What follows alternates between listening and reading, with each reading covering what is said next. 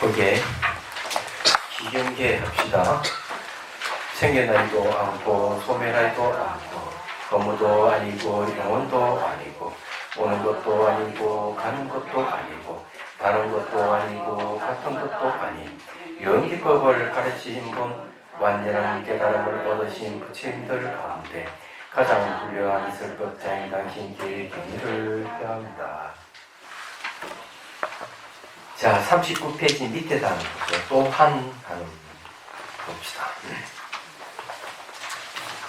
자, 우리가 이제 십지보살의 경계에 대한 얘기를 이제 좀 전번에 했습니다. 자, 또한 이 보살들은 생각만 가지면 어디라도 갑니다. 한계가 없이 어디라도 이르러 갑니다. 부처님이 성도했단다, 깨달았단다라는 소리를 들으면 당장 그 장소에 나타납니다. 가고 오는데 시간이 걸리지 않습니다. 수시간에 가서 그곳의 대중으로 참여할 수가 있습니다. 자, 여기에 대해서 이제 한번 얘기 좀 해보죠. 이 십지보살의 경지가 되면은 이 가고 오는데 굉장히 자유롭다는 거죠.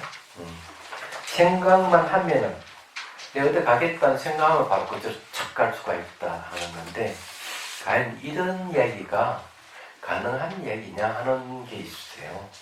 그렇죠? 그래서 이런 문제가 이제 태어나는 것도 이제 얘기를 합니다. 한 사람은 천상에 태어나고 한 사람은 지상의 어떤 장소에 태어난다 이러면 과연 똑같이 태어날 수 있을까? 거리가 있기 때문에 이런 문제가 미린다 왕문경에 이야기 나옵니다. 멘단도로사라는 왕이 나가시나 스님에게 질문한 요제 그런 거죠. 천상에 태어나는 이하고 지상에 이제 어느 지방에 태어나는 이가 있다고 한다면은 그 두 사람 태어난 게 같은 시간에 태어날 수 있느냐 하는 질문이 있어요. 그러니까 이 나가세나 스님이 바로 즉각 대답을 바로 시간차 없이 바로 태어난다 이렇게 얘기했어요. 그럼 어떻게 그게 가능합니까 하는 거죠. 그래서 여기서 얘기했듯이 이 생각으로 생각. 그래서 태어나는 것도 천상에 태어나는 것과 지상에 태어나는 어디로 태어나든지 이 생각은 똑같기 때문에 한순간에 태어날 수가 있다 이렇게 얘기를 합니다. 그래서 이제 이런 이야기가 우리에게 굉장히 왜 중요하냐 이러면, 여러분들이 극락세계 간다고 가정을 합시다. 그러면 10만억 8천리를 10만억 불국토를 지나야만 극락세계에 태어난다고 하는데, 여기서 만약 우주선을 타고 가도 갈 수가 없는 거리예요. 수십 강년 가야 되겠네. 빛의 속도로 간다면은 수백 년이 걸리고 수천 년이 걸릴 수도 있어요.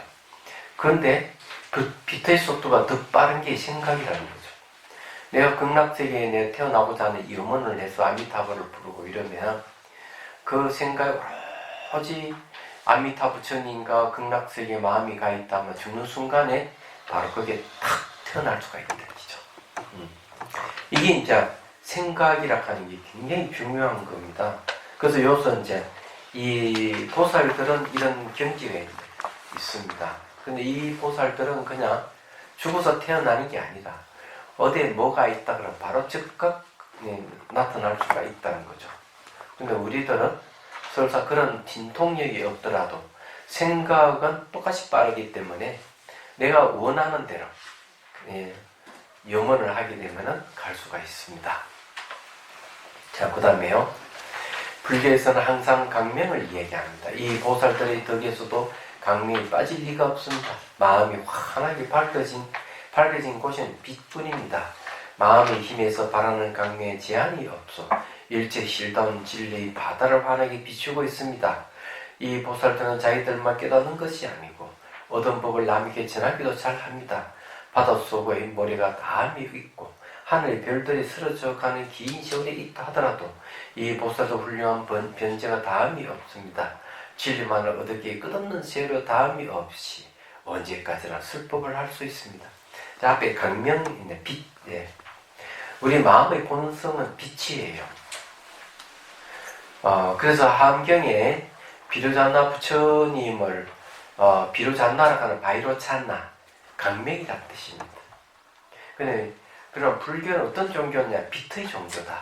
이렇게 얘기해요. 빛의 종교. 예. 비로잔나 부처님이 법신불이잖아요. 법신불인데 우리 마음의 본성을 얘기합니다. 우리 마음의 본성은 빛이라는 거죠. 그래서 대승기신론에서는 뭐를 얘기하는 지혜대강명, 빛이라고 얘기하고 있고, 티베트의 무상요가 탄트라 최고의 수행법에도 청명한 빛의 마음, 이렇게 얘기를 합니다. 달라이라마 스님은 이 본성이 빛이라고 얘기하면서 달빛이나 저는 태양빛과 다른 빛이다, 이렇게 얘기합니다. 그럼 도대체 이 빛이라 하는 게 어떻게 증명이 될 수가 있느냐? 어떻게 알 수가 있느냐? 이제 하는 문제가 있는 것이죠. 수행을 오래 하신 분들은 대부분 체험하는 일들이에요. 방 안에, 이 불빛 하는 방 안에서 가만히 있어도 눈을 감아놨더니 깜깜한 것만 있는데 그 앞에 이렇게 훤하다면 이 마음이 빛이에요. 이것이 이제 이 명경에서는 색계 제4선정이 이르게 되면은 이 빛이 확 밝아가지고 어둠을 쫙 물어내고 사물을 볼 수가 있다. 이렇게 얘기합니다. 이 마음이 빛이에요. 그리고 여러분들이 사물을 보는 것도 이 마음의 빛 때문에 사물을 보는 겁니다. 요게 눈은 여기에 우편만한 크기지만은 이 눈으로 이렇게 보잖아요. 수천 수억 배를 봅니다. 얘기하자면 보는데 볼 수 있는 것도 빛이라고, 빛이기 때문에 그래요. 그래서 이제 어록에도 큰 스님들이 뭐라고 했는가 하면 회광반조, 빛을 돌이켜서 비춰본다. 이때 빛은 마음을 얘기합니다. 그래서 여러분들이 이제 마음은 빛이라는 걸 여러분 아셔야 되고, 그 다음에 이제 그러한 증거가 어디는 또 찾아만 있어요. 기세경이라고 하는 경이 있는데, 우리는 어디에 살았느냐 이러면 강엄천에 살았대. 강엄천에 살았는데 빛이에요. 하늘 날다르고 빛으로 이렇게 몸에 빛을 바라면서 날아다니고 이렇게 했는데, 지상에 내려와서 땅의 기운을 먹음으로 해서 몸이 무거워져가 하늘 날지 못하고 몸에서 빛도 사라졌다. 이렇게 경전에서 얘기합니다. 그리고 이제 이 땅에서 나는 식물, 이 곡식을 먹고 이러므로 해서 몸의 형태가 자랐고, 형태가 나타났는데 그게 남자의 모습과 여자의 모습으로 나타났대. 얘기하잖아요. 그래서 이제 이 곡식 문제가 있어서 이제 집이 생기고, 그 다음에 이제 남녀 결합으로 자식이 생기니까 거기 이제 사회 질서가 또 생기기 시작하고, 이제 이렇게 해서 이제 발전해왔다 하고 기세관이 얘기하는데, 기세경에서 얘기하는데, 그래서 중요하게 이야기하는 게 바로 그런 거. 우리는 강엄천에서 내려왔다. 빛이었다. 이렇게 얘기하는 거예요. 그러면 이해가 되시죠? 그리고 이게 붓다의 가르침은 뭐냐? 빛의 종교다. 빛의 가르침이다. 이렇게. 그 다음에 이제 빛에 대한 이야기를 또 하자면요. 비로자나 부처님께서 만든 이 세계를 20점을 한 세트로 수많은 세계를 만들어내서 하장장음 세계해라고 그랬다. 그런데 보살들이 그러니까 그 어느 보살인지 뭐 어느 대중인지 모르지만 이제 묻습니다. 물론 부처님은 대답해 주시고 다른 이제 보살들이 대답해 주는데 내용은 그런 얘기. 이 지금 비로자나 부처님께서 만든 이 세계는 무엇으로 이루어졌느냐? 이러니까 두 가지로 이루어졌대. 하나는 부처님 음성, 두 번째는 부처님이 빛으로 이루어진 세계다. 그러나 음성과 빛의 이 빛이라 하는 것이 공통되는 게 무엇이겠습니까? 파장이에요. 파도. 그래서 이게 물리학자들이 뭘 얘기하는가 하면은 양자의 세계는 입자이면서 파동이다. 이렇게 얘기해요. 그걸 광자라고 그러는데, 광자. 빛광자, 광자라고 그러는데, 그냥 부처님 당신의 음성과 빛으로서 이 세계를 만들었다. 이러는 건데, 만들어진 이것이 바로 요즘 말하면은, 과학자들 말은 광자예요, 광자. 빛광자에 이 자녀 자자를 씁니다. 무슨 말 이해가 되시죠? 그래서 여러분 여기서 빛이 나오는 거는 그런 건데, 수행을 통해서 신통방통한 신통력이 생기고 이러면 이 빛을 발하게 되는 거죠. 그래서 부처님께서 늘 법문하시기 전에 삼매에 들죠. 삼매에 들었다가 이 육계에서 온 삼남하도 온 우주의 빛을 쫙 비출 때는 대중들이 알아요. 아, 부처님께서 법을 설하시려고 저러시는구나. 이렇게 나오는 겁니다. 아, 참. 여러분들도 이게 빛이 있어요, 빛. 저도 빛이 있어요. 여러분도 빛이 있고. 그런데 이런 건 이제, 그 후광이라는 말을 쓰잖아요, 후광. 부처님께서 몸에 빛이 얼마만큼 크게 나타나느냐. 2피트라고 했어요. 2피트는 8m 정도. 몸에서 8m, 2m인가. 8피트니까 2m네. 몸에서 2m 정도 빛이 쫙 이렇게 뻗쳐나갔다. 이렇게 얘기합니다. 2m. 그래서 일반 사람도 부처님 몸에 빛이 나는 걸 볼 수가 있는 거예요. 그러니까 우리는 빛이 약해요. 네, 빛이 있긴 있는데, 부처님은 빛이 그냥 육안으로 볼 수 있을 정도로 강력했던 것이죠. 그러면 이해가 되실 거예요. 네, 바로 마음의 빛입니다. 그 다음에 이제 이 보살들이 또 얘기하는 거는 변제라고 하는 거는 말을 그렇게 잘했다. 앞뒤가 똑 부러지게 얘기했다. 네. 사람들을 아주 이해시키는데 그만큼 말 주변이 있다. 이런 얘기. 자, 그 다음에 읽어보겠습니다. 이 보살들의 마음은 툭 트여서 아예 제한이 없습니다. 어디에도 걸리지 않으므로 무엇이다 비유해 말할 것이 없습니다. 백두산만하다, 수미산만하다라고 한정지어서 말할 게 없기 때문에 이 우주를 다 감싸고 있는 홍만하다고 하는 것입니다. 자, 이 말은 무슨 말이냐면요. 깨달으신 분의 마음의 크기를 등호공계라 그럽니다. 예. 등호공계. 호공의 세계와 같이 두루하다. 대승기신론에 깨달음을 얘기할 때 신체는 영을 떠났다. 마음의 본체에는 마음 움직임이 없다. 그 모습은 호공의 세계와 같이 두루하고 온 우주 법계가 하나인 줄 하나로 나타난다. 이렇게 얘기하고 있어요. 법계가 하나인 줄 아는 것은 깨달음의 직전 상태에서 그리고 깨치게 되면 온 우주 법계가 하나로 그냥 표현되는 거예요. 그리고 그것을 뭐라 하느냐? 법신이라고 합니다. 진리의 몸이라고 해요. 그래, 이 우주가 자체가 그대로 마음의 크기가 되는 거죠. 마음의. 그만큼 크다. 저도 마음이 좀 크긴 커요. 예. 제가 이제 앉아있어도 자비선상 다 보여요. 앞뒤, 좌우, 위, 아래까지 확 다 보이고, 저 산소의 길까지. 예. 심지어는, 제가 그때도 얘기했는지 모르겠네요. 저 인도 달람살레 1년 살았잖아요. 그 동네가 지금도 다 보여요. 물론 기억으로 봅니다. 내가 한번 봤던 거는 기억으로 보이는데 필름 지나가듯이 보이는 게 아니고 마치 이런 사물 보이듯이 보이는 거예요. 이게 다른 점이에요. 십몇 년 전에 한 15년 됐나? 저게 맨하탄에 갔잖아요. 미국에. 그거 다 보여요. 갔던 길이.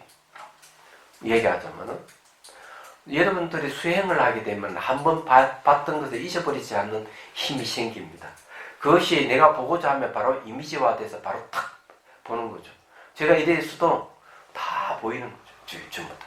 그 마음의 크기가 상당히 넓다는 겁니다. 서울에는 저기 늘 가니까 네, 그 서울역 주변과 강안문 쪽에는 제가 자주 갔던 곳은 그냥 훤히 보여요. 그래서 이거는 이제 수행하면은 여러분들도 그렇게 된다는 거죠. 이제 이런 걸 뭘 의미하느냐. 한번 봤던 기억을 본다고 하지만은 마음의 크기의 그만은 넓고 크다는 얘기예요. 그건 여러분들도 할 수가 있대. 그래서 여기서 극기 명상을 이제 하잖아요. 내년에 이제 지금 원고 거의 다 됐기 때문에 1월 달쯤 돼가지고 이제 원고를 보내려 하는데, 극기 명상, 자비경성 극기 명상 이 프로그램이 있어요. 의식 공간을 확장하는 명상법을 많이 해요. 근데 의식 공간이 넓어지면은 좋은 점이 뭐냐 이러면 웬만해서 화를 안 낸다. 그럼 우울증이라든 이런 것이 많이 해소된다. 여기서 이제 지도하고 가르치는 썼을 때 사람들이 의식 공간 조금만 커져도 그럼 심리 상태가 달라진다 하는 사실을 알게 됐어요. 그래서 이제 극기 명상에도 바로 이런 의식 공간을 확장하는 명상법을 얘기를 하고 있습니다. 그렇게 할 수 있는 이유가 뭐냐 이러면 애초 처음부터 마음의 크기가 무한이기 때문에 그렇다 이러는 거죠. 그래서 원효 스님께서도 대성기신론소에 보면 그런 얘기를 하시는 거예요. 마음이 크다고 하지만은 아무리 찾아도 그 흔적을 찾을 수 없다. 안쪽으로 파고 들어가도 찾을 수 없고, 마음이 작다고 하자니 이 온 우주 법계를 사고도 넉넉하다 이렇게 얘기하는 거죠. 얼마나 마음이 컸으면 그렇겠어요. 그래서 이제 여기에는 허공이라 하는 걸 비유를 들어서 이 얘기를 한다. 그리고 십지보살들은 다 깨달은 사람들이에요. 그래서 마음의 크기가 이렇게 크다 하는 걸 말씀드리는 거예요. 그러면 무슨 말인지 이해가 되시죠? 자, 그리고 이 500명의 보살들은 어디에 의지에 있지를 않습니다. 여기서 의지하고 있다고 하는 것은 보통 우리들 어디에 기댄다는 의미하고는 다릅니다.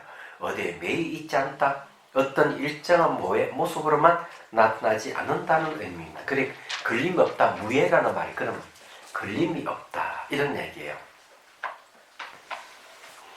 그런데 이거는 왜 그러나 깨달은 분들은 어디에도 의지하지를 않아요.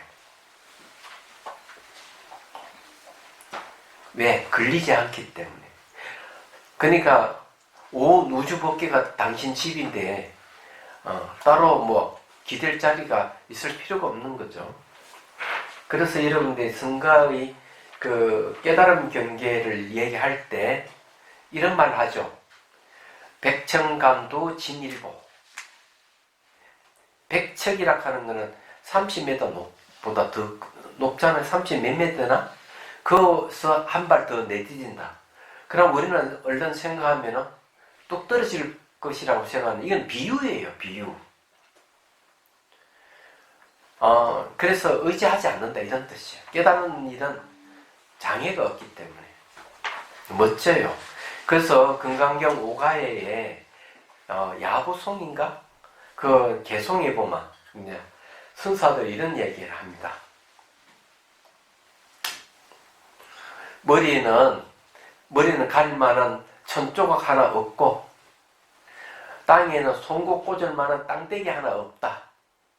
그렇지만은 힘은 역발산 기계, 산을 뒤엎을 수 있는 그런 기계가 있다 이러는 거죠. 그 말은 무슨 말이냐 하면은 어디다 걸리지 않고 어떤 거 소유하는 것도 아무것도 없고 무소유죠. 기댈 게 아무것도 없지만은 그 힘이라 하는 건 이루 말할 수 없이 크다는 거죠.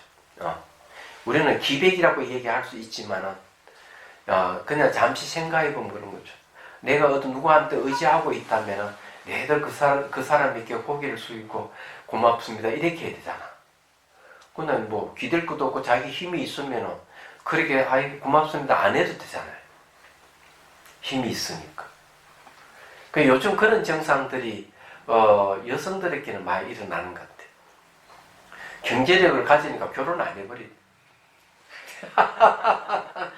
혹시 그런 거하고 관련이 있는지 모르겠어요.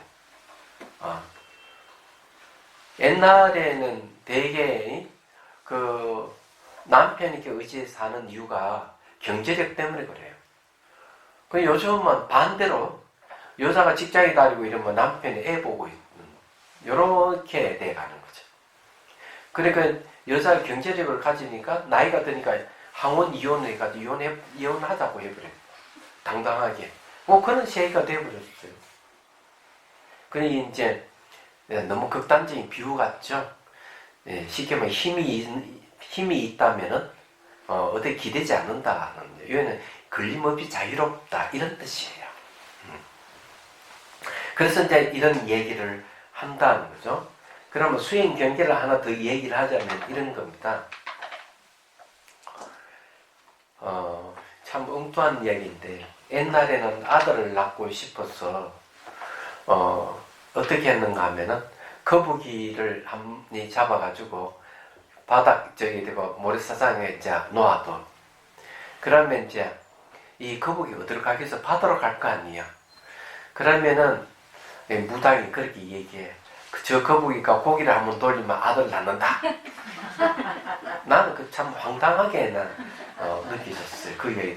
그래서 이제 소반에다가 음식을 차려가지고 거북이가 뒤로 돌아볼 거를 싹싹 빌고 저 아들 이랬는데 그놈 매정하게도 한 번도 되돌아보지 않고 바다에 쑥 들어가는 얘기를 내가 들은 적이 있어요. 말도 잘 안 되죠.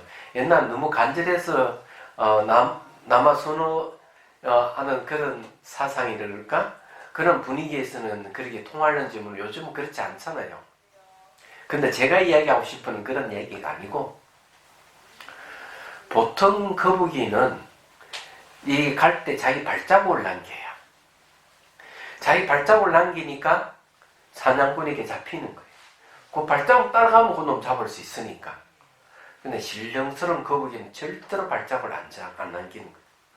발자국 남기면 잡힌다 하는 거 아는 거예요. 여러분 마당 쓸 때 어때요? 발자국을 남기지 않고 쓰는 방법 아세요? 근데 앞으로 서로 가면 발자국 남기지만 뒤로 설면서 가면은 발자국 안 남기죠. 마찬가지로 깨달은 사람은 절대로 마음의 흔적을 안 남긴다 이게야. 흔적을 안 남긴다 하는 어디도 기대지 않는다는 소리가 똑같은 얘기죠. 그래서 심지어는 뭐하고 관련됐느냐? 어느 스님이 열심히 스님들 시봉을 하고 있었어. 근데 저승사자가 와가지고 스님 오늘 가는 날입니다. 갑시다 이러니까 스님이 아니 내가 벌써 갈 때가 됐나? 나이도 젊은데 근데 내가 이게 스님 시봉하다 수행을 못했으니까 한 3일만 수행하다 갑세. 그래요. 저승사 그러자고. 3일 후에 왔는데 그 스님을 못 잡아갔어요. 왜 못 잡아갔어요? 스님이 안 보이는 거라. 여전히 시봉을 하고 있는데 3일 동안 열심히 수행해가지고 마음의 흔적을 지워버린 거예요. 그냥 몸뚱아리는 잡아간들 아무 소용이 없으니까 그 스님이 마음이 보여야만 잡아가지. 그래서 이런 얘기가 있다 이게요. 그리고 또 이제 어록에 나오는 경등 정등록에도 그런 얘기 나옵니다. 이 스님이 남전 스님인가 그러죠. 남전 스님. 어느 날 이제 어두워도 해가 지어서 어느 마을에 도착했는데 마을 촌장과 마을 사람들이 전부 다 나와서 기다리고 있는 거예요. 그러니까 스님이 오니까 다 인사를 하면서 큰 스님 어서 오십시오 하고 환영한다고 하니까 스님이 깜짝 놀래가지고 아니 제가 오는 줄 어떻게 알았어요? 이러니까 어젯밤에 꿈에 신인이 나타나서 남전이나 큰 스님이 오시니까 잘 모시라고 했습니다. 이 스님이 한탄을 했어요. 아 내가 수행 경계 아직 멀었구나. 하잘 것 없는 신인이까지 내 흔적을 들키다니. 무슨 말이 이해가 되죠? 바로 그런 거죠. 그래서 이 이야기는 매우 자유롭다 이런 얘기예요. 자 봅시다. 우리들과 늘 지송하는 보살님은 중생의 마음에 따라 그 모습을 바꾸어 나타냅니다. 법화경 관세음보살 본문품에 보면 관세음보살은 중생이 일심으로 부르면 그 소리를 듣고서 중생의 필요에 따라 32형신의 모습으로 나타나 중생을 제도한다고 되어 있습니다. 이거는 거기도 나오죠. 능경에도 나오는 얘기입니다. 그 사람을 제도하기에 가장 적절한 모습이라면 수행자의 모습으로, 때로는 왕의 모습으로, 천지는 동남동녀의 모습으로 나타난다고 합니다. 이렇게 너무나 가까이서 우리들은 관세음보살님의 음덕을 받고 있기에 관세음보살을 자비화신이라 하고, 또 우리들은 관세음보살님을 항한 마음을 나타내고자 조각으로 또 표현하고 그림으로 그려봅니다. 여기에는 아예 저렇게 도자기로 꾸어서 모시잖아요. 예, 토 선생 작품이에요. 예, 이제는 그걸 했기 때문에 이제 약간 뭡니까? 저만을 했기 때문에 이제 관세음보살님이에요. 예. 아마 우리나라에서 처음이 아닐까 생각을 합니다.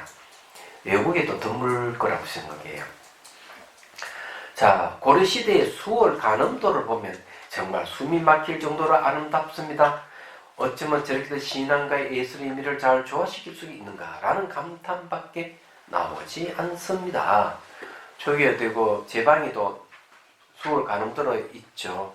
그건 고려 불화를 그대로 묘사한 겁니다. 그래서 저걸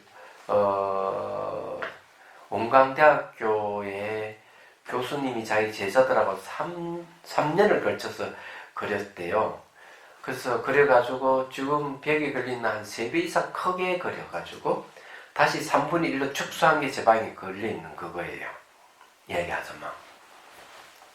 그래서 아름다운 미라고 하니까 제가 얘기합니다. 그러나 이렇게 우리들의 열렬한 믿음을 아름다움의 극치로 표현하고는 있지만 사실은 이 형상으로서 관세음보살로 삼지는 않습니다. 좀 더 마음을 열고 보면 관세음보살은 고정된 현상이 없기 때문에 중생들의 마음에 따라 32형선을 보일 수가 있습니다.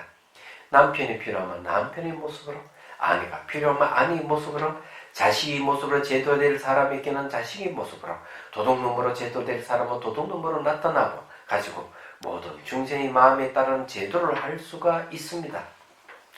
어디에 매여 있지 않으면 모든 것을 다 될 수 있습니다. 어떤 모습으로 제도했다가 다른 역할이 필요하면 얼른 또 그 모습으로 형상을 바꿀 수가 있게 됩니다. 여기 모든 보살 대중들로 다 이런 경지에 이르렀다는 것입니다. 이렇게 할 수 있는 것은 뭐라? 분신입니다. 분신을 나타낼 수 있다. 말하자면 여기 모인 보살 대중들 다 이런 경지에 이르렀다는 것입니다. 마음이 혹만큼 툭 트였으므로 모습도 어떤 모습으로 고정되어 있지 않다고 하는 것은 당연한 얘기입니다. 자, 그러면 이제 여기에 대해서 또 얘기를 해드리죠. 뭐 할 얘기는 뭐 많아요. 자, 우선 이제 이 관세음보살의 이 32형신을 한다고 하니까 제가 그 1977년도에 어디에 쓰는가 하면 경산자이면 제석사에 있었어요. 그런데 어느 날 청년이 찾아와서 이런 얘기를 하는 거예요. 제가 들었던 얘기 그대로 여러분들에게 하는 거예요.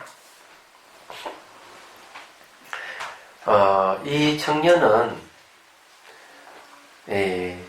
제대를 안 하고 그냥 휴가 내서 절에 들렀던 거죠. 알고 운전병이야. 운전병. 그래서 이제 뒤에는 이제 군인들이 타고 옆에는 이제 자기 상관이 이제 타고 자기는 운전하고 이제 가는데 이 고개를 올라가는데 그냥 운전하는 사람들은 그런 잘 알잖아. 뭔가 엔진 이상이 있다 하는 걸 알게 됐대. 한쪽 절벽인데 이 잘못하면은 이게 고장이 나가 미끄러져가 이 절벽에 떨어질 수도 있는 거죠. 자기는 식은땀이 흐르더라고요. 그래서 자신도 모르게 관세음보살을 불렀는 거죠. 마음속으로 간신보살 하면서 조마조마하면서 막 올라간 거예요. 그래서 이제 고개 탁 올라가자마자 셔고 얼른 내려가지고 이걸 엔진을 봤다는 거죠. 근데 반은 깜짝 놀랐대. 엔진이 부서졌대요. 이 엔진을 어떻게 올라올 수가 없는데 올라왔다, 거기를. 이 청년은 그런 일. 자기 휴가 와가지고 자기 너무 놀랬다, 이거죠. 관세음보살의 위실이 이렇게 큰 줄 자신은 몰랐다는 거죠. 이제 그 얘기를 이제 하고 있고요. 또 하나는 제가 이제 들은 이야기인데, 이건 신문에 난 얘기.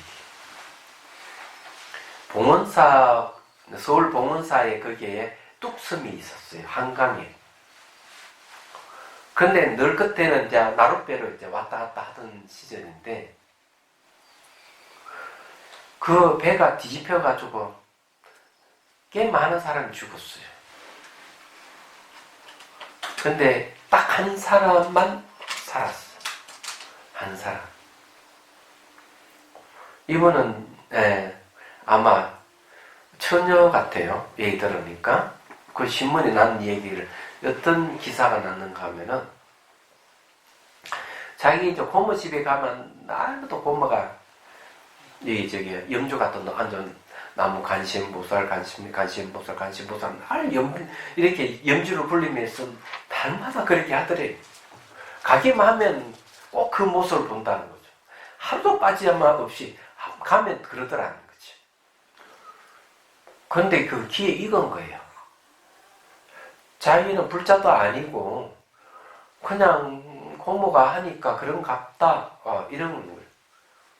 근데 배를 타고 그 배가 까만원이야.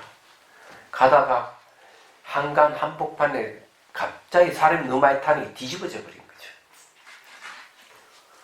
뒤집어졌는데 이분은 자신도 모르게 관심보살님 이렇게 불렀다는 거죠. 도대체 고모가 늘 이름 부르던 관심보살 자신도 모르게 부르게 된 거예요. 그 짧은 순간에 백이가는보살이 나타났대. 백이가는보살이 탁 나타나고 그 다음 기억이 없는 거예요. 그냥 깨보니까 다른 사람 다 죽고 자기 혼자만 살았대. 부름만 나타나는 게 관심보살. 이야기하죠. 부르지 않으면 안 나타나. 그래서 이제 그런 이야기를 듣게 됐어요. 하나 더 할까? 네. 이런 얘기면 조금. 이것도 제가 들은 이야기입니다. 대구에 서야동에 가면은, 그 간음사가 있습니다. 서야동에 대성사네요. 대성사. 거기에 대웅전이 아니고 간음전입니다.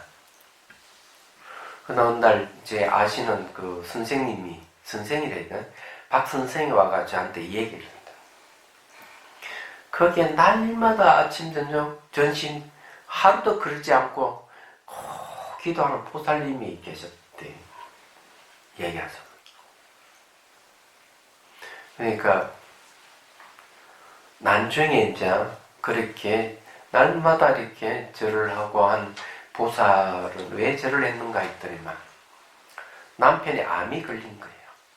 가만히 3개월 이상 살 수 없으니까 사형 선고를 받았을 건데. 그래 부인이 집에 가장이 그렇게 암이 걸리고 3개월 이상 못 산다 그러면 이건 그전에는 다 집에 가장이 경제를 책임지고 있기 때문에 굉장히 문제가 되는 거예요. 그래서 기도를 한 거죠. 기도를 했는데 이분이 그런 얘기를 꿈에 부부가 같이 이제 손잡고 길을 간다 이렇게 가는데 저 앞에서 누둑누둑 지어 입은 스님이 이렇게 가까이 오더래. 석 지나가면서 스님 한마디, 보살님 심정을 제가 잘 알지요. 보시를 하십시오. 그래서 보시를 하래. 지나가면서. 그래서 보살이 탁 넣어보니까 돈이 뭐가 있는가 막 100원짜리 동전이 하나 있는 거야. 그건 100원짜리 동전이. 얼른 그거라도 드려야 되겠다고 집소에 가서 스님께 100원을 동전 하나를 보시를 했어요. 이 보시한다는 중에 보시는 바로 소통을 얘기합니다. 관계 소통이죠. 또 복을 짓는 거죠. 그런 복을 짓는다 하는 건 마음의 씀씀이가 아름답다는 얘기예요. 말하자면 항상 어렵고 힘들 때 보시를 하게 되면 어려운 일이 해소될 수가 있어요. 근데 스님이 빙고리 웃으면서 제가 약방문을 일러드리지요. 그리고 이제 얘기를 하는 거예요. 그래서 딱 약방문이 끝나자마자 꿈에서 깼어. 놀랍게도 두 부부가 똑같은 꿈이야. 똑같은 얘기네. 그래서 얼른 그거에 기억을 해가지고 바로 약방문을 지어가지고 한약방에 가서 요대로 약을 지어주십시오. 약 지어 먹고 바로 나사버려. 암이 나사라져 버린 거예요. 이거는 뭐 이해할 수 없는 얘기죠. 그럼 하나 더 이야기해야지. 자, 이 이야기는 몇 년 안 된 얘기입니다. 정말이에요. 천전 스님 저한테 그런 얘기예요. 사우디 근무하던 교사님이 급히 한국으로 부부가 같이 돌아왔대. 부인이 몸이 이상해서 병원에 갔더니만 암 진단을 받은 거예요. 그래서 모든 거 다 접고 한국에 돌아왔다고 얘기하니 청년이 가만히 듣다가 염주알을 하나 줬어요. 이거 염주알이 뭔가 하면 이건 달라이 라마 스님께서 늘 이렇게 지니던 염주인데 그 중에 하나라고. 달라이 라마 스님은 간신보살 화신이니까 당신이 요걸 가지고 한번 기도를 해보시오 하고 그 부인한테 줬어요.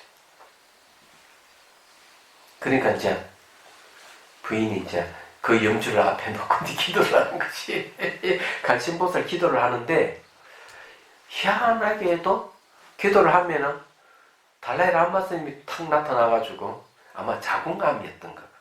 배를 한번 싹 만져주고 사라져. 또 기도하면 언제 나타나 또 배를 한번 싹 만져주고 사라져. 그러더니만 어느 날 몸이 가벼워지더래. 그걸 병원에 갔더니만 암이 없어버린 거예요. 깜짝같이.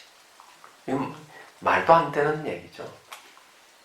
그래서 이제 그 이야기를 청전스님 이야기하니까 청전스님 그 인도에 달람살이 있을 땐가.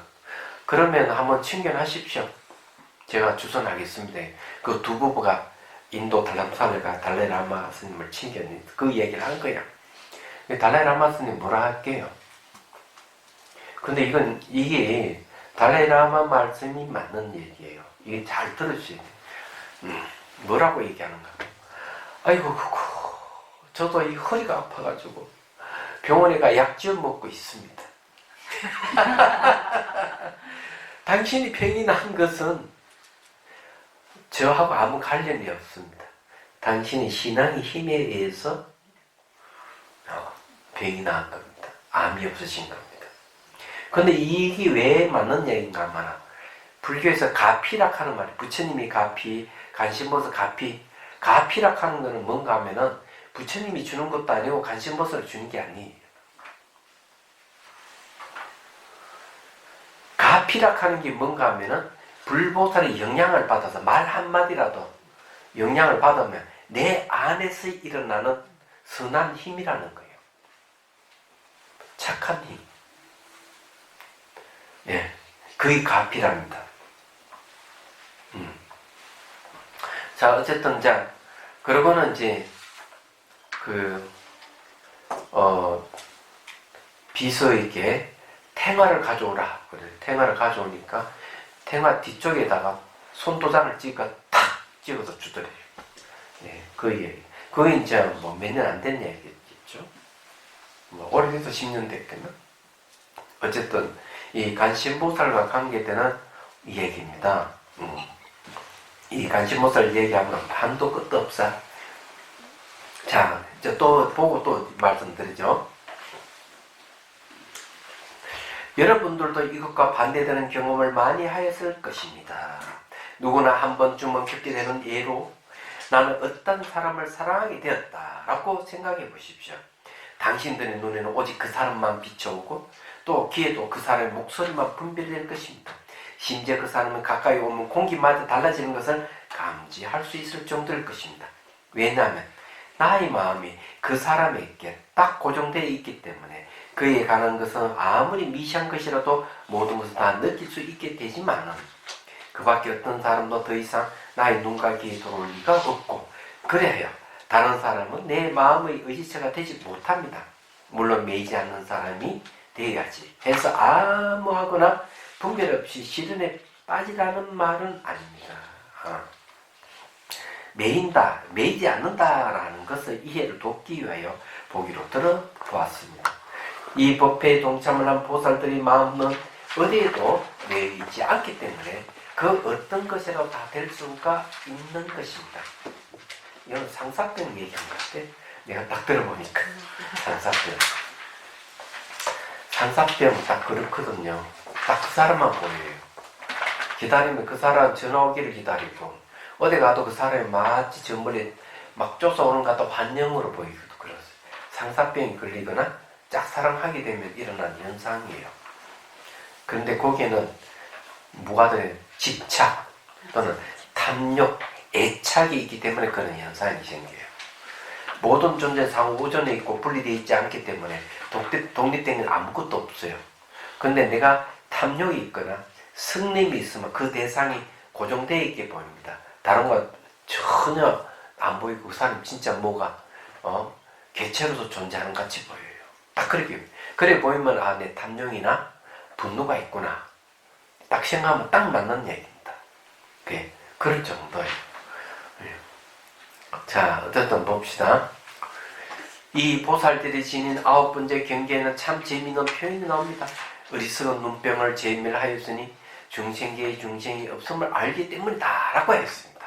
현상이 끄달리는 눈병을 완전히 치료하였으므로 이제는 눈에 잡히는 것이 더 이상 자유가 되지 못하고 온전히 우리들 마음의 진실과 인생의 실상만을 볼 수 있습니다. 어리석음에 대한 눈빛을 치료하나마 이 세상에 있는 모든 것은 부처로 보일 뿐입니다. 그렇기 때문에 중생계의 중생이 없음을 알게 되는 것입니다. 또 이게 무슨 말이냐? 눈병 이야기는요. 눈병이 재미있다 이런 이야기는 거기에 나옵니다. 원각경에 보면 이 얘기 나옵니다. 원각경에는 어떻게 나오는가 하면은 눈병 걸린 사람은 하늘을 쳐다보면은 하늘에서 꽃이 피고 지고 한다는 거예요. 눈병 걸린 사람이 하늘을 보면 하늘에서 꽃이 핀다 얘기하잖아. 그래서 눈병이 나은 사람은 눈병이 없는 사람 하늘 아무 쳐다봐도 꽃이 없다. 근데 요즘 말 헛것이 본데 환영을 보고 있는 겁니다. 마치 실체가 있다고 고정되어 있고 분리되어 있고 스스로 존재하는 같이 뭐가 있다고 보이면 저건 눈병 걸 사람들이에요. 말하자면 그런 건 존재 안 한다 얘기죠. 그래서 여러분들이 사물을 보는 방법을 배워야 돼요. 독립된 개체로 보거나 그리고 이 실체로서 보이고 이러는 것을 어떻게 하면 이것을 막을 수 있느냐. 첫 번째는 몸과 마음을 관찰할 때 일어나고 사라짐, 발생과 소멸을 관찰하셔야 돼요. 그러면 고정되어 있다든지 독립되어 있다는 생각이 벗어납니다. 일상생활 사물을 볼 때 이거 저도 관계를 지어서 보면은 독립되어 있다, 분리되어 있는 뭐 실체로 존재한다는 이런 게 없어져요. 훈련을 하셔야 돼요. 그건 수행할 수밖에 없는 겁니다. 이 극히 명상이 그 방법을 가르쳐 주고 있죠. 네. 그래서 이제 여기서 얘기하는 눈병 난 거는 그런 얘기예요. 그럼 눈병 난 얘기는 거기도 나옵니다. 능경에도 나오는 걸로 알고 있습니다. 자, 그 다음에요. 그래서 여기에 어리석음에 대한 눈병을 고인이죠. 어리석음에 대한 눈병을 치료하고 나면 이 세상에 있는 모든 것은 부처로 보일 뿐입니다. 그렇기 때문에 중생의 중생이 없음을 알게 되는 것입니다. 부처로 보인다 하는 것은 부처를 뭐가 부처냐 하는 게 있어요. 육조 스님은 육조 당경 주석서 금강경의 주석을 이렇게 했어요. 부처라 하는 것은 관조하는 것이다. 비춰보는 것. 관조는 뭐냐? 반야다. 반야라 하는 것은 깨달을 각이다. 그랬어요. 깨달을 각이 바로 부처다. 이렇게 얘기해요. 그러면 여기에 비춰본다 하는 건 반야다. 이랬어요. 반야는 지혜죠. 그 내용이 반야 지혜가 뭐냐? 그 내용이 뭐냐? 이러면 공성을 얘기합니다.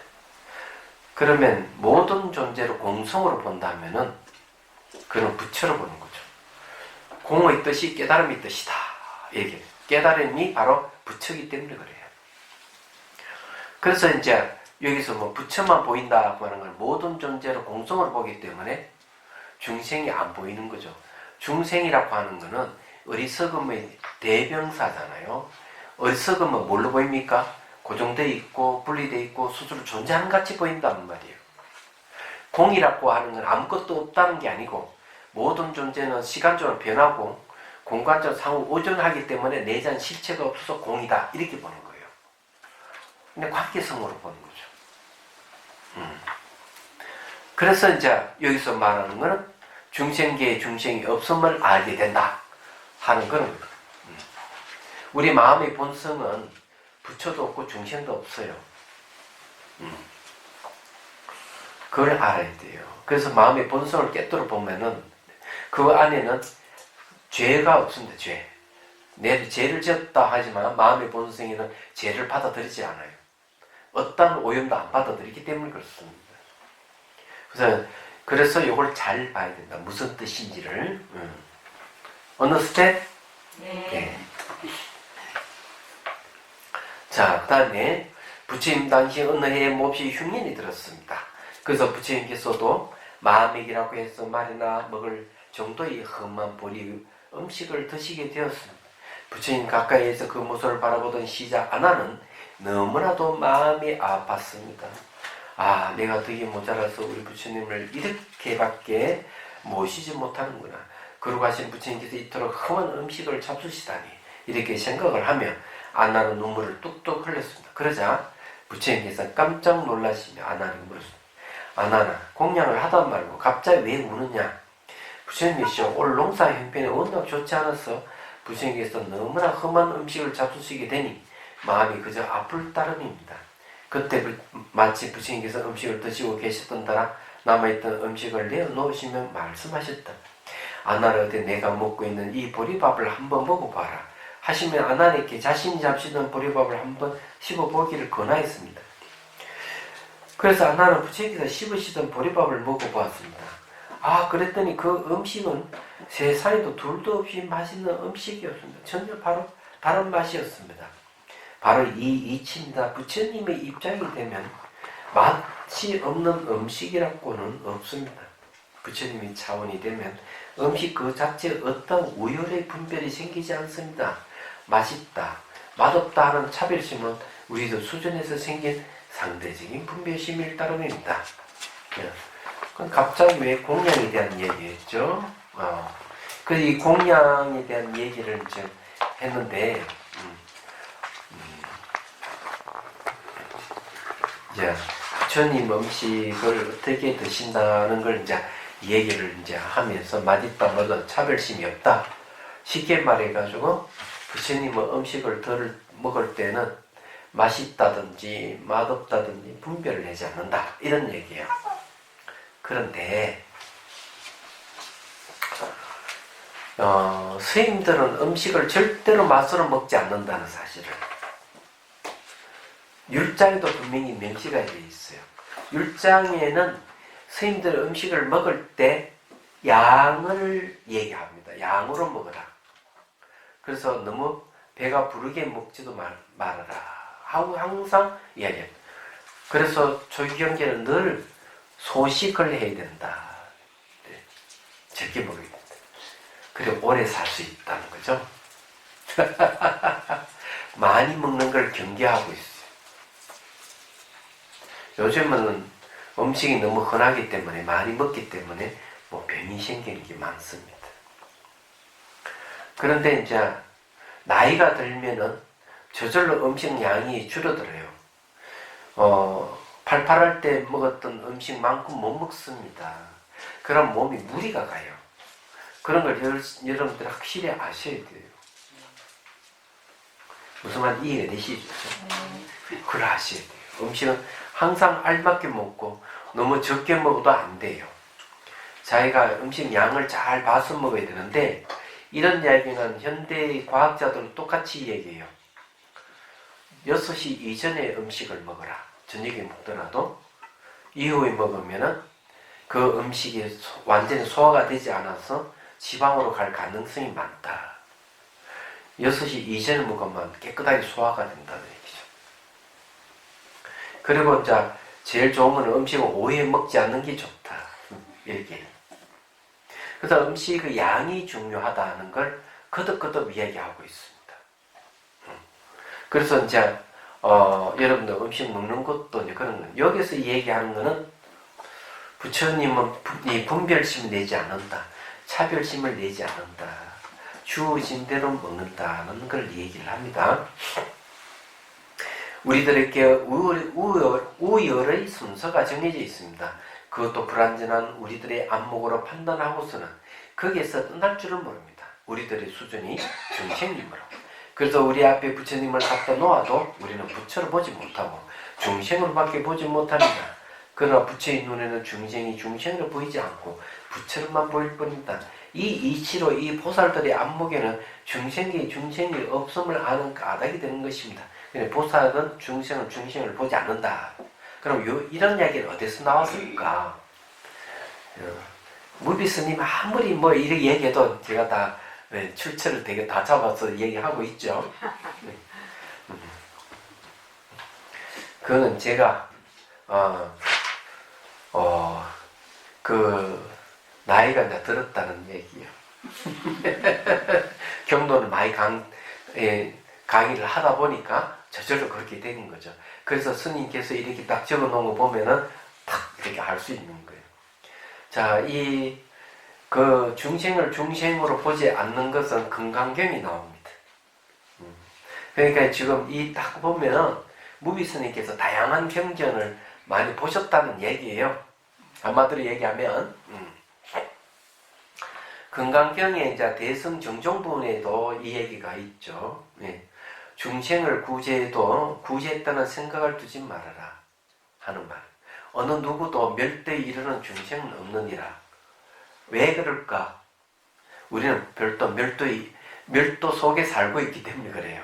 그래서 중생은 중생이 아니다 이렇게 얘기하는 거예요. 그렇지만 중생은 자기가 그런 사실을 모르고 있는 거죠. 깨달은 자만이 내가 깨닫고 보니까 모든 이들이 다 부처 아는 이가 없는 거야. 자기 안목으로 보니까. 깨닫지 못한 사람 입장에서 보면 부처와 중생을 가리기도 힘들지만 깨달은 사람은 명확하게 그 내용을 알 수가 있다는 거죠. 그래서 이제 이성계와 무학대사 이야기도 그런 이야기죠. 부처 눈에는 부처만 보이고 대지 눈에는 대지만 보인다. 그게 안목이에요. 말하자면. 그래서 모든 것을 중생계를 깨달아 보니까 본래 다 부처더라는 거죠. 근데 자기가 부처인 줄 모르고 중생의 껍질을 뒤집어 쓰고 사는 게 그렇다. 그 껍질은 뭔가 무지입니다. 무명이에요.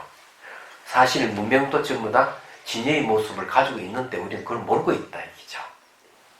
그래서 이 얘기를 하는 거죠. 근데 이걸 요즘 말로 얘기하면은, 하은경에서 이야기한 대로 하면은, 부처와 중생과 마음, 이 세 가지는 차별이 없이 평등하다. 이렇게 얘기하는 거죠. 그런데 여러분들 절대로 그 차별하고 이렇게 하면 안 돼요. 제가 아시는 분은 이런 분이 계셨어요. 어느 날 또 집에 이제 퇴근하고 와보니까 자기 부인이 안 보이는 거야. 그래서 이제 오늘 어머니 어디 갔니? 이러니까 딸이 중학교 5학년 딸이 하는 말이 아빠 저기 오빠가 어머니한테 이상한 말을 했어. 무슨 말인데 이러니까 딱 듣더니 막 그만 깜짝 놀란 거예요.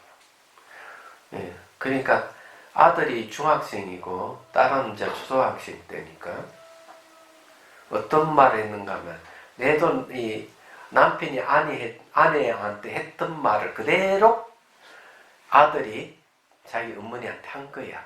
배워가지고. 그러니까 화들짝 놀라버린 거죠. 얘기하자. 그러니까 밤 12시쯤 되니까 자기 부인이 오니까 이 아들을 그만 두면 안 되잖아요. 아들을 데리고 자기 부인 앞에서 저를 삼배를 같이 탁 하고 내가 당신에게 평소에 이렇게 속된 말로 했던 이런 말을 아들이 배웠어. 이럴 땐 다 내 잘못이다. 그 용서를 빈다. 이 아들이 안절부절하지.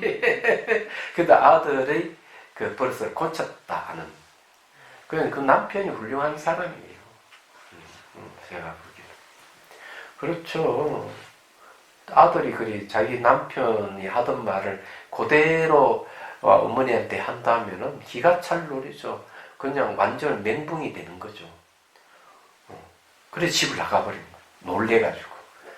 진정이 안 되고.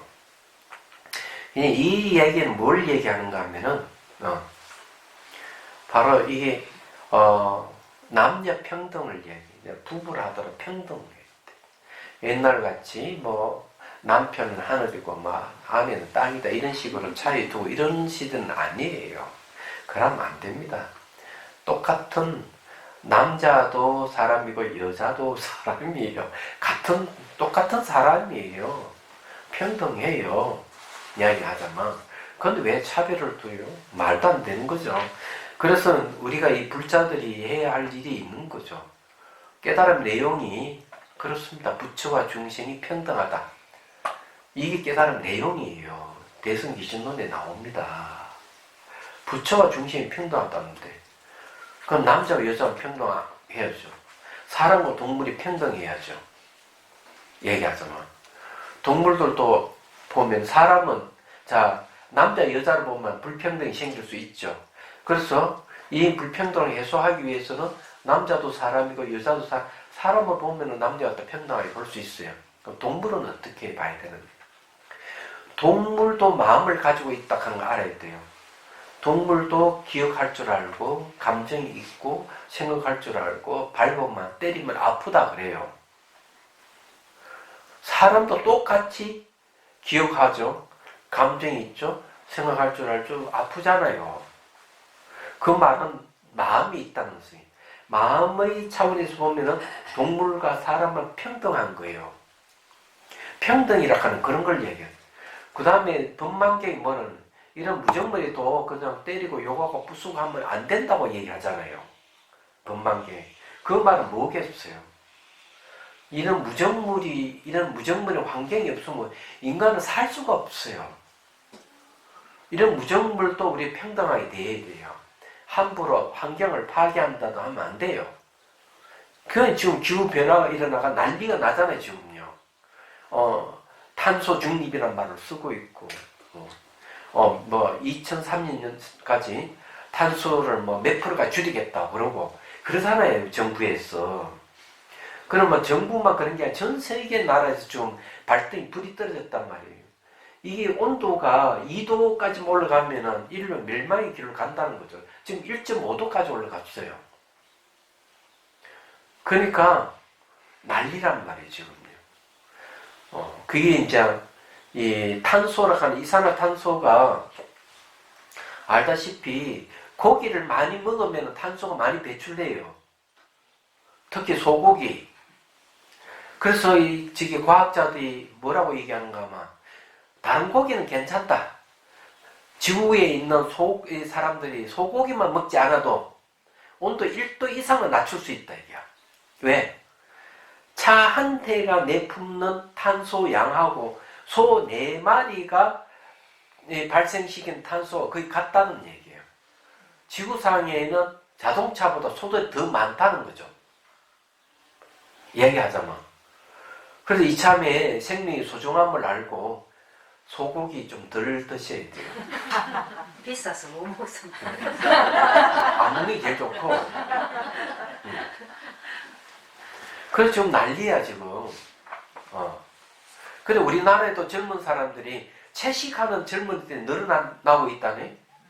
이야기하자면. 그래가지고 고기 잡고 저기 하는 그 식당에서 이렇게 팻말을 들고 있는데 팻말 내용이 뭔가 하면 그것은 폭력입니다. 고기 먹는 건 폭력이다 이게야. 그 인터넷에 올라와 있어요. 인터넷 신문에. 요즘 젊은 사람들이 당당해요 그런 거 보면. 그러니까 이 평등이라 하는 게 그런 걸 얘기하는 거예요. 불교에서 말하는 평등은 생명이 있는 것만 얘기하는 게 아니라 생명이 없는 무생물이까지 이 환경까지 생각을 하고 있는 거죠. 그래서 함부로 환경을 파괴하면 안 되는 겁니다. 여기 막 나무를 막 베고 이러지만 또 나무를 심잖아요. 예, 불필요한 나무는 자르지만은 또 나무를 심고 여기 메타세카이어도 막 쫙 심어놨죠. 저도 굉장히 많이 심었습니다. 여기 뭐 땅이 넓어가지고 이 나무로 이렇게 분할을 안 하니까 행해서 그런 거죠. 행하니까 지금 다 분할을 다 해놨는 거예요. 얘기하자면 보기 좋잖아요. 그래서 지금 요 복판에 물 내려오는데 저 위에 나무를 좀 베은 거는 너무 그게 산만하고 이래서 베어버렸지만 다시 좀 대나무를 심고 있습니다. 대나무가 탄소를 가장 많이 줄인답니다. 얘기하자면. 그래서 심리적으로도 대나무 소리를 듣고 이러면 마음이 굉장히 빨리 안정이 되는데 저는 대나무를 굉장히 좋아하는 사람이에요. 그래서 대나무를 좀 옆에 좀 심어놨는데 내년 봄에 더 심을 생각을 하고 있어요. 얘기하자면. 그리고 대나무가 굉장히 아름다워요. 그 막 뿌리를 내리고 이래서 막 그냥 겁을 내고 이러는데 그건 관리를 안 한 사람이 관리를 안 하니까 그러면 관리를 사람들이 조금만 부지런하면 다 관리할 수가 있어요. 얘기하자면. 그 어쨌든 이 평등에 대한 이야기를 하면은 우리가 이제 앞으로 해야 될 일은 뭔가 하면은 첫 번째 남녀 불평등 해소하기에 대해 되고요. 두 번째 계층 간의 불평등 해소해야 됩니다. 직업이 조금 낮은 별 볼일 없는 직업을 가졌다고 하대하고 이러면 안 됩니다. 생명은 존중받아야 돼. 평등해요. 세 번째는 인종차별. 인종차별 철폐해야 돼요. 색깔이 흰색이든 검은색이든 그런 거 가리시면 안 돼요. 같은 인간을 생명체로 같은 인간으로 보셔야 돼요. 얘기하자면. 그리고 이제 하나 더 하면은 이 자연계를 환경을 평등하게 대해야 된다. 이걸 이제 여러분들이 기억을 하셔야 돼요. 자, 봅시다. 예를 들어 광산에서 금을 잔뜩 캐냈다는 소리를 듣고 광산에 달려가도 우리들은 금을 찾아내지 못합니다. 금이 눈에 하나도 띄지 않습니다. 그런데 건강에 관계하는 사람들은 잡철이 아무리 많이 섞였어도 잡철은 눈에 안 비쳐 금만 눈에 들어옵니다. 바로 그 이치입니다. 신도들과 이 얘기를 나누거나 그들의 대화를 가만히 들었다 보면 생활 속에 그대로 이런 도리가 다 들어있는 것을 알 수 있습니다. 그 전에 다선 회장을 지냈던 그 사가 자비성한 수행을 하던 수행 일기를 가져온 거예요. 그런데 내 앞에서만 눈물을 펑펑 쏟으면서 그런 얘기를. 저는 이때가 제가 잘난 줄 알고 늘 이게 하시하면서 사람들 그렇게 대했는데 제가 수행하고 보니까 모든 사람들이 반짝이는 보수것 같아. 다 평등합니다. 저는 그것을 하나 깨달았습니다. 근데 이분은 암 환자였어요. 나중에 보니까. 그래서 돌아가실 때는 어떻게 했냐면 병원에 가가지고는 딱 가부제 딱 들어 안고는 나를 이게 침대에 눕히려 하지 말아라. 그건 딱 위원을 저를 하장을 해주십시오. 자, 이번에 하장을 해주십시오. 이렇게 딱 하고 그냥 앉아서 돌아가셨다. 얘기하죠. 그래서 이제 같은 거예요. 그런 얘기는 지금 이게 잡식이 광석 속에 잡칠이 섞여 있는 그 속에 제대로 볼 줄 아는 사람은 금을 찾아낸다. 그와 마찬가지로 모든 사람들이 순금이 아닌 이가 없다. 예, 그런 얘기. 여기서 얘기하는 그런 얘기예요. 자, 신도분들과 얘기를 나누거나 그들의 대화를 가만히 들어보면 생활 속에 그들의 이 도리가 다 들어있는 것을 알 수 있습니다. 구두 사러 갈 때는 남들이 신은 구두만 눈에 들어오고 옷 사러 갈 때 또 다른 사람들이 입는 옷만 눈에 띈다고 합니다. 또 자기 자식이 고등학교 학생일 때는 주위에 온도 고등학생만 왔다 갔다 하는 것 같고 대학생 되면 대학생밖에 보이지 않다가 사회나 면을 볼 나이가 되면 그 또래만 눈에 들어온다고 하는 말들을 듣고 있노라면 정말 부처님 말씀이 하나도 틀린 게 없습니다. 모두도 자신의 수준에서 사물을 받아들이고 파악하는 것은 어쩔 수가 없나 봅니다. 그러니 사람들의 수준이 있다는 거죠. 평등하게 눈을 가지는 사람은 모든 걸 평등하게 본다 이런 얘기예요. 그게 최상의 수준입니다. 그러니 안하는 부처님께 드시는 보리 음식을 자기 수준에서 해석하였기 때문에 험한 음식이라 하여 눈물을 흘렸던 것입니다. 물론 스승을 극진하게 모시기 위한 태도는 그래도 훌륭하고 감동을 주는 대목입니다. 그러나 그렇게 험난했던 음식이라도 부처님 입으로 들어가기만 하면 그 모든 게 다 산의 진리로 인식되어지는 것입니다.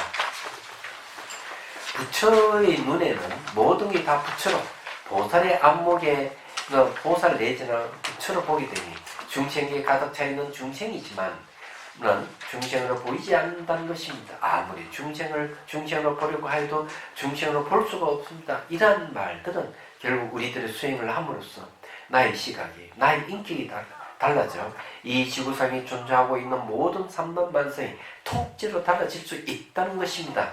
그리고 또 우리들이 궁극적으로 이르러 가야 하는 수행인 것입니다. 수행의 목적이 모두 평등으로 가야 된다. 그래서 하은경이 처음부터 끝까지 내용 보면 평등일성 이렇게 됐어요.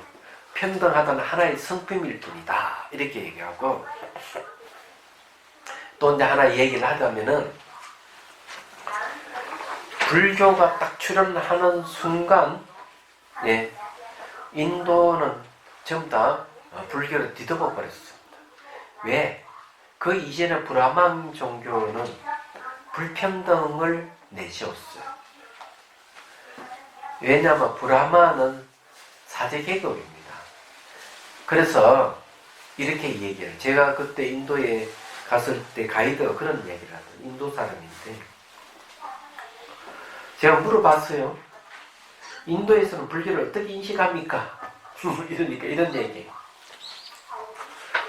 힌두교는 어렵다. 불교는 쉽고 과학적이다.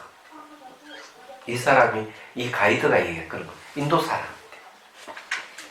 그러면서 뭐라고 얘기하는가 하면은, 이 브라만 사제가 사람들에게 얘기를 합니다.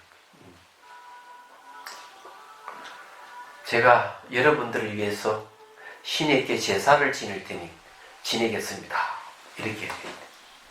그러면 신도들은 어쩔 수 없이 공물을 가져온대.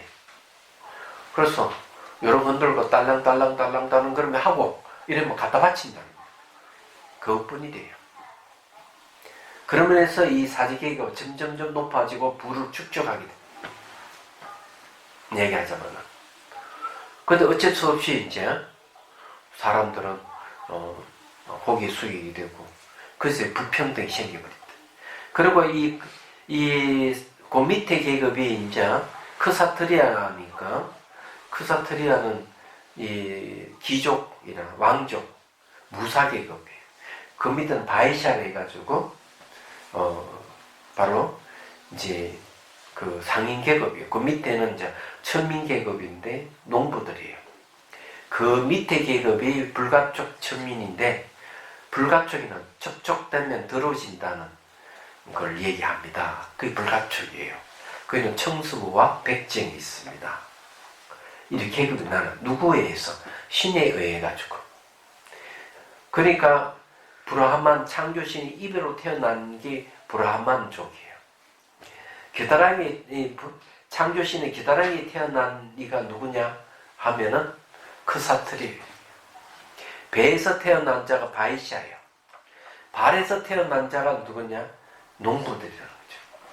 이렇게 계급을 신에 의해서 창조신에 의해서 계급이 나눠져 버렸어. 그래서 이 사제 계급은 그냥 요런만 흔들면은 다 되는 거예요.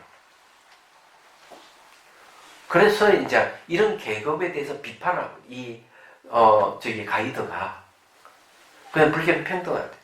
그래서 부처님이 출연해가지고 모든 걸 평등하다고 얘기했을 때 모든 게 다 뒤엎어져 버렸다는 거죠. 만물 평등, 만민 평등, 모든 생명 평등, 평등을 얘기한 거죠. 부처님께서 그 한마디가 세상을 완전히 바꿔버렸다. 이번 이야기는 그렇게 얘기를 했어요. 얼마 전에 자기와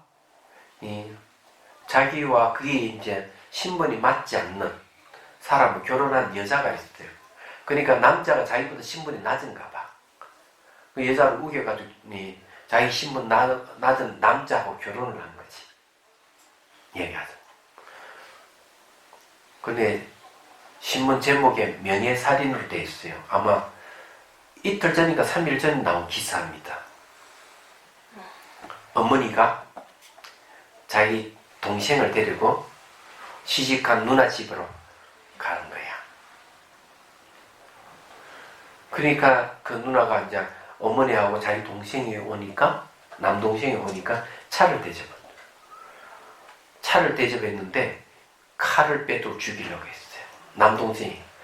근데 놀랍게도 그 어머니는 자기 딸이 도망가지 못하게 들어맞고 남동생은 자기 누나를 찔러 죽였어요.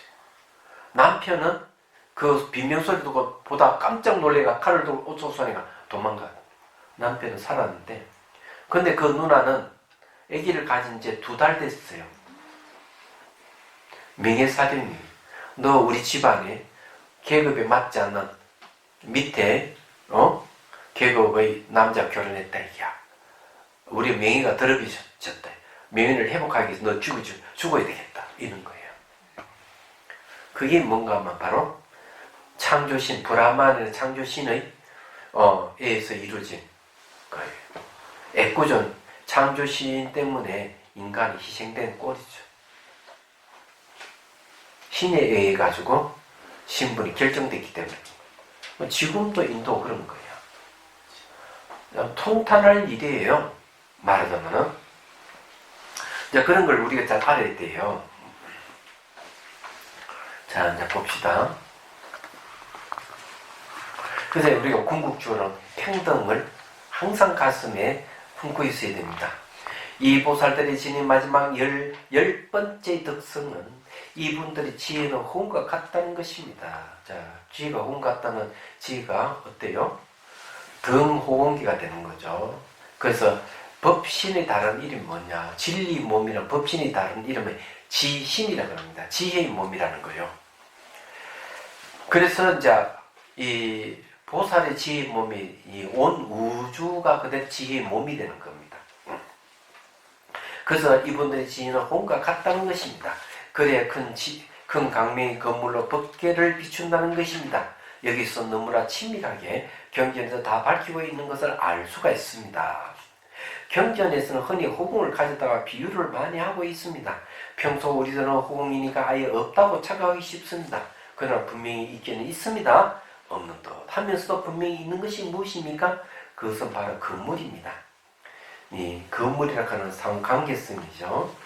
자, 여기에서 이제 제가 얘기하고 싶은 거는 이 법신에 대한 얘기를 하죠. 하은경 입법계품, 하은경 하은경 범행품, 하은경 범행품이구나 보면은 이런 게 나옵니다. 예, 뭐라고 개송을 얘기를 하고 있는가 하면은 일체 모든 것이 삼라만도 온 우주 일체 모든 것이 마음 자체의 성품인 줄 알면 지혜의 몸을 이룰지니 다른 일을 말미에서 깨닫는 것이 아니다.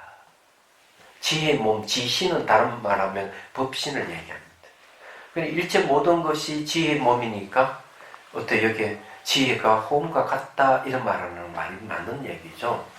그래서 허공을 이제 비유해서 하는 여기에 또 허공은 아예 없다고 착각하기 쉽다 이렇게 얘기했는데 제가 달라이라마 스님에게 마지막 질문이 3개 질문 끝나고 난 뒤에 아쉬워서 마지막 질문을 한 게 있어요. 그 질문이 그런 거죠. 스님들이 다 질문하고 난 뒤에 저도 이제 끝나고 난 뒤에 가만히 생각해 보니까 뭔가 빠진 것 같아서 제가 달라이라마 스님한테 얘기했습니다. 제가 하나 더 질문해도 되겠습니까? 하라는 거죠. 그래 얘기를 했어요. 무아의 핵심은 뭡니까? 그랬더니 당신 진짜 좋은 질문을 했다고 하면서 친절하게 설명을 하는 거죠. 청전 스님 여기서 옆에 땀을 뻘뻘 흘리면서 통역을 하고 그런데 그렇게 자세하게 친절하게 할아버지가 손자에게 하듯이 저는 감동받았어요. 그날 반박자 딱 치는 순간에 제가 한마디 딱 던졌죠. 그러면 무아락하는 것은 호공이 아무것도 없지만은 호공 자체가 없는 것이 아니듯이 그와 같습니까? 하고 물었어요. 호공은 텅 비어 아무것도 없어요. 그저 호공 자체는 없는 것이 아니듯이 그와 같으냐고 물었어요. 그랬더니 가만히 이렇게 좀 생각하더니 당신 말이 맞습니다 하고 또 혼자 설명을 하는 거죠. 그 난리가 났어요. 1시간 대담인데 1시간 넘어버린 거야. 계속 설명을 하시니까 비서진이고 뭐가 좀 난리가 났어. 달라이라마 스님은 너무 즐거워 너무 행복한 표정으로 이야기를 막 해주시고 그래서 너무 행복했어요. 그때. 그리고 사진도 찍었죠. 폰에 이제 사진 한번 보여드려야 되겠다.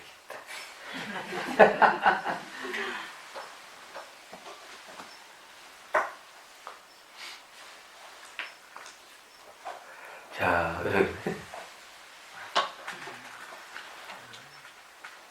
보이죠? 저는 제 끝에서 요 옆에 이 스님은 동창신 스님이고 요 진옥 스님은 한해 선배 스님이고 이때 상당히 젊었을 때요. 이거 말고 또 있지 싶은데 어쨌든 그렇다 이죠. 그게 상당히 즐거웠어요 그때요. 자, 이제 봅시다. 옛날 서양의 지혜 있는 왕비도 자기 나라를 탐내는 이웃 나라 왕의 부당한 요구를 슬기롭게 넘기는데 이 건물을 사용하였습니다. 아름다운 왕비시여 그대의 남편과 나를 구하기 위해서는 입지도 벗지도 말고 또 걷지도 타지도 말고 나에게 오시오.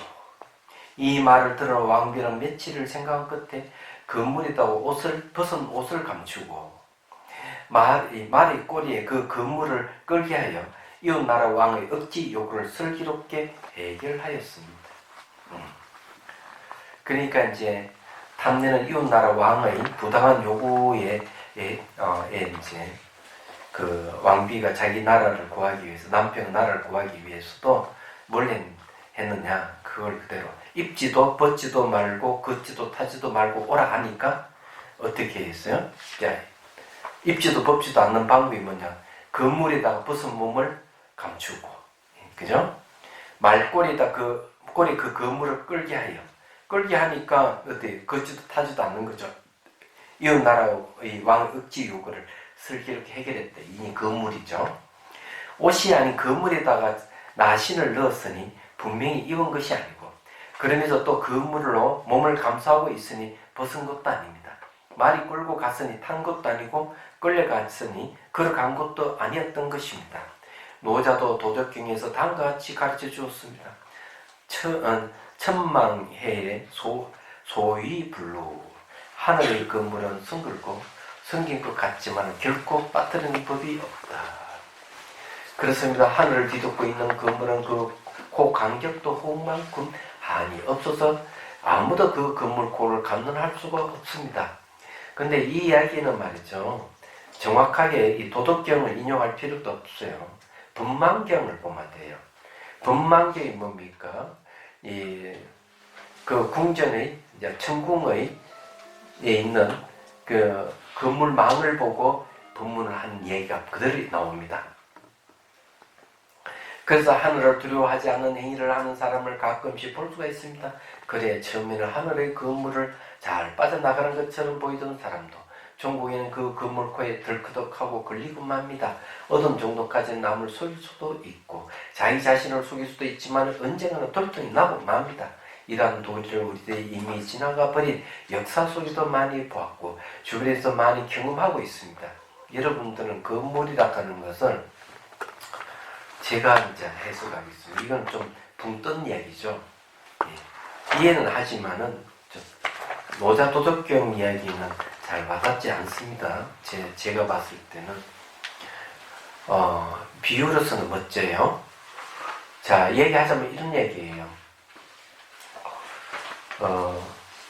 법망경의 그 건물을 보고 이제 망라당에 걸쳐 있는 건물을 보고 부처님이 법문을 하셨는데 원효 스님께서 그것을 해석을 어떻게 했느냐 하는 거예요. 그게 바로 인가의 건물로 얘기했습니다. 그래서 이제 제업을 지으면 그에 맞는 합당한 가보를 받습니다. 그래서 경전에 뭔가 막 깜깜한 밤에 업의 화살을 쏠면은 정확하게 업보의 관역이 화살이 꽂힌다 이렇게 얘기합니다. 자기 지은 건 자기가 반드시 받는데 이 세계는 인과의 건물에서 벗어날 수 있는 게 아무것도 없다. 이게 진짜 건물이에요. 그렇게 얘기를 하는 겁니다. 자, 우리들의 수행도 그러합니다. 수행을 해가며 해갈수록 없는 듯 하면서 분명하게 있는 건물처럼 눈에는 띄지 않지만 분명히 닦아지는 게 있습니다. 이거는 뭔가 콩나물에 물을 주면 물이 쑥쑥 빠지지만 콩나물이 이렇게 자라듯이 수행도 그거 같다. 여기에 우리들이 확신을 가지고 있음에 마음을 닦아가는 공부를 하고 있는 것입니다. 경을 보든 참선을 하든 절을 하든 연구를 하든 내가 한 것은 남의 기억하지 않고 나에게 오롯이 남아 있습니다. 내가 한 것만큼 돌아온다. 깨달음의 지혜는 홍처럼 텅비어 확실한 모양은 없지만 그러면서 또 너무나도 분명하게 있습니다. 그래서 없는 듯 하면서 분명히 있는 그물망을 빌어다가 비유를 하는 것입니다. 부처님께서 설하시는 법회에 동참을 한 문수 보현보살부터 이름이 전부 속에 있는 140명의 보살들을 포함한 500명의 보살들이 갖춘 덕은 굉장합니다. 부처님 경지에 조금도 뒤지지 않습니다. 저도 부처님의 법회에 동참을 하여 법을 구하려면 거의 부처님과 비슷한 경지에 되어야 법문을 이해할 수 있을 것입니다. 그러기 위해서는 쉬지 않고 노력하여 다가가는 길밖에 없습니다. 그러니까 의식 수준을 높여라. 예. 그래서 이제 유치원 수준에 있는 사람끼리 놀면 유치원 수준밖에 안 돼요. 대학원 수준에 있는 사람 같이 놀면 대학원 수준이 되는 거죠. 여러분들은 저하고 놀면은 처음에는 법문이 어렵지만 언젠가는 저와 같은 경지에 이르게 됩니다. 됐죠? 네, 그 이야기입니다. 자, 질문 있으면 하십시오.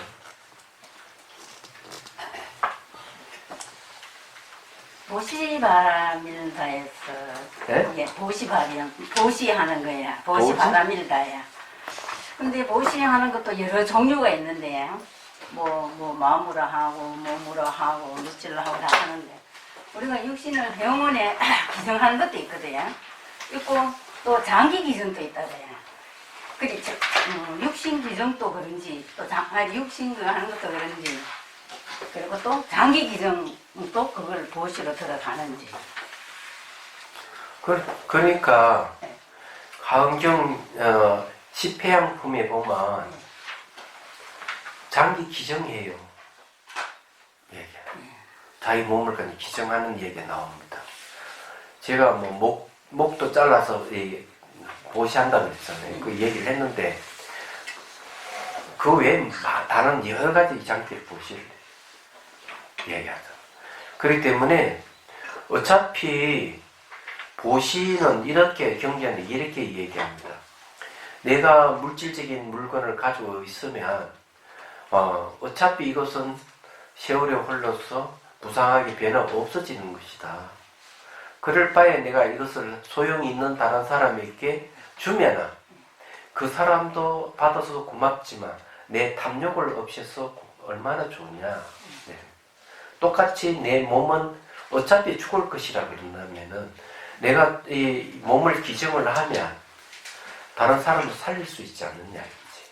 말하자면 이 물질적인 것은 육체도 물질적인 것이에요. 그렇게 얘기를 하는 겁니다. 그리고 이제 물질적인 것만 아니라 법을 보시하는 거지. 그리고 이제 남을 두려움에서 해방시켜주는 보시도 있어요. 그게 무예시라고 해요. 무예. 예, 무예라고 하는 건 그런 두려움을 없애는 보시. 네. 법보시는 이 법문을 해주는 얘기. 부처님이 개송 한마디라도 일러주는 거, 이런 거. 또 이제 재보시는 물질적인 베푸는 이런 거거든요. 그래서 이제 하는 얘기예요. 그래서 그거 하면 좋죠. 다 좋은 거죠. 그 장기 기증은 살아있는 것이잖아요. 근데 우리가 시신 기증하는 거는 죽은 몸이잖아요. 그러니까 이 시신을 기증을 하더라도 내가 죽었다 교통사고 나가지고 시신이 벌써 그 뭐랄까 예사 상태에 갔다 하자 이게. 그러면 심장은 뛰고 있지만 죽지는 않지만 뇌가 파괴돼 버리면 그는 죽어 있는 것 똑같은 거거든요. 그럴 때 이제 몸 시신을 얼마든지 보시를 할 수가 있어요. 그 다음에 이제 사람이 죽더라 하더라도 이 안에 장기가 금방 사그라지고 부패하지는 않아요. 그건 얼마든지 또 넣어가지고 할 수가 있어요. 그러니까 걱정할 건 하나도 없어. 의사한테 맡기면 돼요. 또 다른 질문? 아까 뭐 질문 하나 있던데. 네, 제가 있습니다. 상둥이 형제 자매는 유전자 환경 등이 같은데도 성격이라든지 마음 서는 데 다른 게 왜 그럴까요? 자라면서 환경이 달라지기 때문에 그렇고요. 결정적인 것은 전생에 타고난 까르마가 다르기 때문에 그래요. 유전자가 같더라도 아리아식 속에 담겨져 있는 까르마는 각각 다르거든요. 그것이 몸을 통해서 발현되고 환경을 통해서 발현되는 것이 다른 거예요. 그래서 상둥이도 같은 지역이면 사는 게 다른 지역에 살게 되는 이유도 그렇고 배우자도 다른 배우자를 만나는 이유도 그와 같은 거예요. 얘기하자면은. 그리고 이제 그러면서 얼굴 형태라는 이런 것이 조금씩 달라지기 시작해요. 그런 환경 영향이죠. 그래서 뇌과학에서도 뭘 얘기하고 있는가 하면은 우리 몸의 DNA는 환경 영향을 받아서 변이가 일어난다 이렇게 얘기를 해요. 그렇기 때문에 이 몸뚱아리도 환경 영향을 받기 때문에 옛날에는 부모에게 주어진 유전인자가 바뀌지 않는다 이러는데 그렇게 얘기를 하지 않습니다. 그래서 네 가지에 의해서 DNA가 바뀌는 건데 그 중에 하나가 환경이 있고 또 하나는 음식에 의해서 바뀔 수가 있어요. 두 번째 온도에 의해 바뀔 수가 있고요. 세 번째는 환경이 있고 네 번째는 그 사람의 생활 습관에 의해서 바뀔 수가 있대요. 그런 네 가지를 들어요. 그 DNA가 바뀌는 거죠. 단지 이제 상둥이는 타고날 때 같은 DNA라 하는 것 뿐이지 그 다음에 살면서 각각 이제 달라지기 시작하는 거죠. 어릴 때는 같이 컸는데 어릴 때는 비슷한 환경에 사니까 비슷하지만 이제는 나중에 뭐 직장 따라서 또 다른 지방에 갈 수도 있고 결혼해서 또 다른 지방에 갈 수도 있고 또 배우자 만나서 이야기하면 배우자는 서로 닮기 때문에 그때 또 바뀔 수도 있고 그러는 거죠.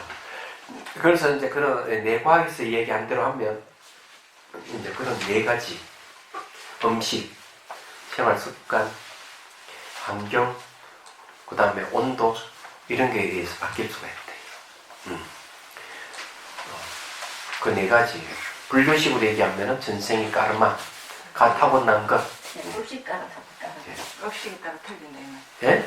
업식에 따라 틀려요. 아니 그러니까 타고난 선천적인 것. 자 그러면은 해안뒤에 중심들을 구하려는 마음으로 깨달음의 정수를 이룰 때까지 부처님과 법과 성모에 항상 기해합니다. 지혜와 자비를 갖추고 유종을 위해 노력함으로써 부처님 앞에 머물겠습니다. 원만한 버리심을 일깨우겠습니다. 공개가 있는 한 중생이 있는 한 저도 함께 따라 머물며 중생의 고통을 없앤 자로 남게 했습니다. 아저씨로 스님께 일베개로 올리겠습니다.